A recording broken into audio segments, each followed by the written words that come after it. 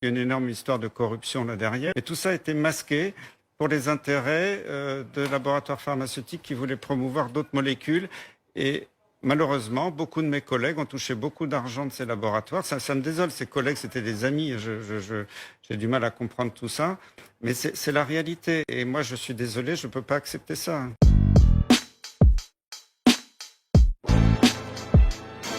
Pendant 15 ans, j'ai présidé une commission qui a aidé les gouvernements à gérer les crises sanitaires. Donc je connais ça de l'intérieur. Je suis pas le gars de la troisième mi-temps qui dit il y a qu'à Faucon. Dès le début, d'ailleurs, j'ai jamais changé de message.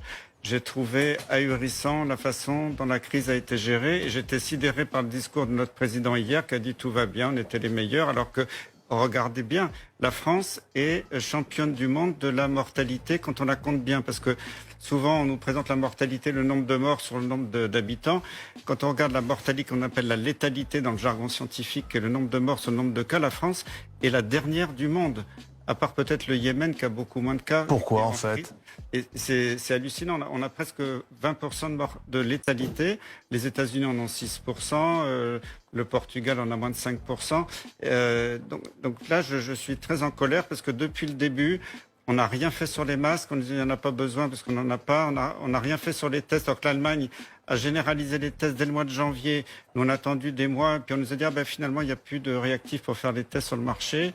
Et puis après, on nous a fait le coup de la chloroquine avec des études complètement bidons, alimentées par l'industrie pharmaceutique, parce qu'il y a une énorme histoire de corruption là derrière. Vous êtes du côté de Didier Raoult, très clairement. Didier Raoult, lui, il a fait un superbe boulot que je salue et j'admire parce que son étude, elle est impeccable. Mais pourquoi il a été descendu comme ça, alors qu'il n'y a pas besoin d'un placebo quand on a des taux de succès aussi élevés? Vous savez que l'OMS a écrit des rapports il y a longtemps. Quand est-ce qu'il est éthique d'utiliser un placebo? C'est pas moi qui l'invente. Si un traitement marche très très bien, il n'y a aucun besoin d'un placebo. Le placebo a été inventé pour les traitements qui marchent pas très bien.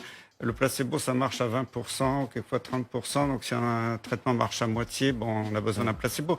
Là, à partir du moment où il y avait ce traitement, les données de la Chine, puis les données de Raoult, c'était complètement immoral de continuer à promouvoir des études contre le placebo. Vous pointez du doigt certains membres du conseil scientifique. C'est pas moi, c'est public. Il suffit d'aller sur les sites officiels de combien ont touché les gens de la part de gros laboratoires pharmaceutiques. D'ailleurs, il y a une publication récente qui vient de Didier Raoult, mais qui est assez féroce, mais qui montre qu'il y a une corrélation statistique parfaite entre le nombre de milliers d'euros qu'ont touché certains experts et leur positionnement sur la chloroquine. Donc tout ça, c'est public, c'est pas moi qui le dis. Alors, vous dites, nous n'étions pas prêts, mais en même temps, personne n'était prêt. Ça a surpris tout le monde, cette épidémie. Est-ce que c'est pas trop facile de faire le procès 3 mois après? Je suis absolument pas d'accord. Quand j'ai quitté la présidence du Haut Conseil en 2016, mais en 2011, le 1er juillet, j'avais signé un rapport pour le gouvernement sur la gestion des stocks de masques. C'était après la pandémie grippale.